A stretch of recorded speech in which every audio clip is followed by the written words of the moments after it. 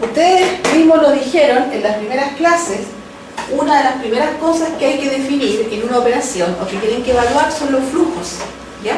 Los flujos que se van a utilizar. Para determinar los requerimientos de flujos se utiliza el concepto de relación mínima líquido-gas. Vamos a ver la relación mínima líquido-gas en el caso de absorción. Ustedes ven acá que está la representación de la curva de equilibrio. Estamos utilizando también las coordenadas relacionadas con la concentración molar para la fase líquida, concentración molar para la fase gaseosa, ¿ya? La recta, que está aquí como la recta A, es la línea de operación. ¿Ya? Ustedes ven, para el caso de absorción, transferencia de gas a líquido, la concentración del gas aumenta, ¿cierto? Acá, desde I2 hasta I1. I2 es la salida. I1 es la entrada donde el gas ingresa con la mayor concentración. Para el líquido, la concentración X2 es la más baja y X1 es la más alta. Esta es la línea de operación, que saben es dependiente positiva igual a LS partido por GS. Ya. ¿Qué es lo que estamos haciendo aquí? ¿Cuál es la diferencia entre la recta A y la recta B? Yo estoy moviendo esta recta, estoy moviendo, manteniendo un pivote sin cambiar este punto, que se refiere a las concentraciones en el tope del equipo, en la parte superior de la columna. Manteniendo esas composiciones como pivote, lo que estamos haciendo es trasladar la recta hasta interceptar la curva de equilibrio acá. ¿Ya? ¿Qué es lo que estamos haciendo? ¿Qué estamos cambiando con esa recta? ¿Cuál es la diferencia entre la recta A y la recta B? La pendiente, ¿cierto? Al acercarla hacia la curva de equilibrio, lo que estamos haciendo es disminuir la pendiente, ¿ya? Ahora, sabemos que no podemos pasar más acá de la curva de equilibrio, porque está, por ejemplo, si en la base de la columna el gas estuviera en equilibrio con el líquido, en ese caso las concentraciones de ambas corrientes deberían estar ubicadas sobre la curva de equilibrio, no más allá de ese punto. O sea, no podría, por ejemplo, yo tener una cosa como esta acá. Eso teóricamente no se puede dar en la naturaleza, porque la condición de equilibrio les representa el máximo grado de transferencia que se puede lograr entre las corrientes, ¿ya? Por lo tanto, si yo traslado la recta A, que es la línea de operación, yo sé que puedo llegar solamente hasta este punto que me indica, fíjense bien acá, la máxima concentración que podría tener en la salida la fase líquida. Esta es la máxima concentración que podría tener en la salida. Y el X1 le representa la concentración real. Esta es la real, ¿ya? Pero igual antes hay que saber un rango de operación, si no esa curva de equilibrio sería más alta y la proyección podría llegar más arriba. O sea, esta curva de equilibrio estos datos tienen que estar dentro de los rangos de operación, de las concentraciones que tú estás definiendo. La concentración, por ejemplo, acá, el líquido tiene una cierta concentración de entrada, o sea, en estos rangos, y el gas que está entrando en la columna también tiene una cierta concentración. Entonces, esos son los rangos que te sirven a ti para definir los datos de equilibrio que vamos a usar. O sea, la estimada yo tengo que saber ya más o menos cuánto es el máximo. Sí, tiene que saber las cosas. De hecho, cuando partimos hablando del diseño de las columnas, yo les dije que hay que conocer el requerimiento del sistema y las características de composición que tiene el gas y el líquido a la salida. Entonces tú más o menos conoces este rango de concentración para definir los datos de equilibrio, ¿ya? O para buscarlos porque estos datos se pueden buscar con correlaciones empíricas o datos de literatura, ¿ya? Referencias bibliográficas. Acá lo que interesa es que ustedes puedan identificar el trabajo que se está haciendo con el traslado de la línea de operación. Al trasladarla desde A hasta B, lo que estamos haciendo es minimizar la pendiente de la línea de operación. Por lo tanto, la recta B, está acá indicado con la línea punteada, tiene pendiente igual a la LS partido por GS, que es la relación entre los flujos de solvente líquido y solvente gaseoso, pero la pendiente es la pendiente mínima, ¿ya? Imagínense que ustedes tienen el siguiente requerimiento. Vamos a borrar acá, o aquí mismo voy a representar en la misma diapositiva. Tengo una columna. Ustedes conocen la composición que tiene el líquido. Esto es fácil de conocer. O sea, ustedes tienen un líquido disponible en la planta, ¿cierto? Que lo van a usar como solvente. Ustedes conocen este dato, normalmente. Es el líquido disponible, ¿ya? Tengo acá un gas que yo quiero limpiar, por ejemplo, quiero purificarlo de un contaminante que tiene una cierta composición I1. ¿Ya? En la base de la columna, que la llamamos 1, el tope de la columna, que la llamamos 2. Acá. Quiero saber o determinar el flujo de líquido de operación. ¿Ya? Lo que queremos determinar en el fondo es el flujo de líquido para un cierto flujo de solvente gaseoso que es conocido. O sea, tengo un cierto gas que tengo que tantos kilomol por segundo metro cuadrado que tengo que limpiar con una cierta composición de entrada, y lo que necesito conocer es el flujo de líquido que tenemos que usar para poder limpiar ese gas. ¿Ya? Hay un cierto requerimiento.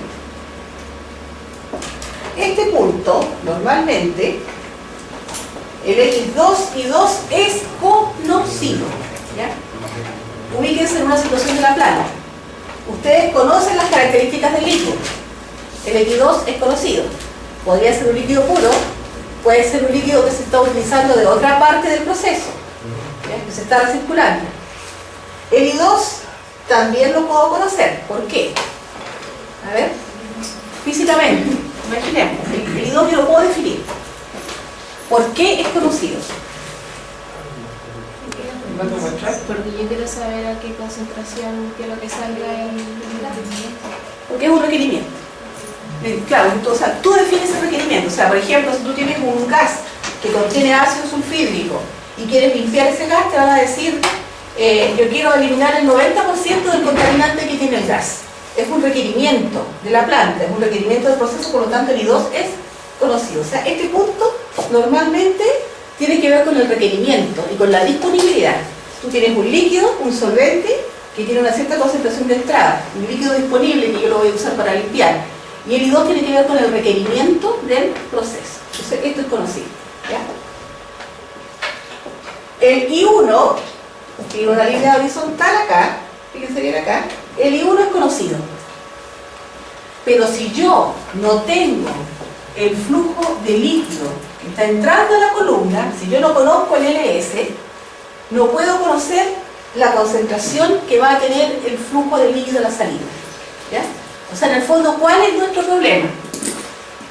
A partir de un cierto flujo de gas que tengo que limpiar con una cierta concentración de entrada y de acuerdo a un cierto requerimiento que está relacionado con la concentración de la salida, tengo que determinar qué flujo de líquido me sirve para cumplir con este requerimiento. ¿Se fijan? Ese es el problema real, que es lo que yo tendría que determinar en planta, el flujo necesario para limpiar un cierto flujo de gas con una determinada concentración de entrada, hasta un cierto nivel que es mi requerimiento. ¿Ya? Por lo tanto, el X2 y 2 es un valor conocido. ¿Ya? El I1, que tiene que ver con la característica del gas que está ingresando a la columna, también lo conozco. Si yo no conozco el flujo de líquido, obviamente tampoco voy a conocer el X1. Pero sí, yo tengo datos de equilibrio, yo trazo una recta horizontal que pasa por I1 y luego, usando como pivote el punto X2 y 2, puedo tirar la recta B hasta interceptar la curva de equilibrio, llegando hasta I1. Y eso me va a servir a mí para determinar la máxima concentración que puede tener el líquido a la salida. ¿Ya? Acá.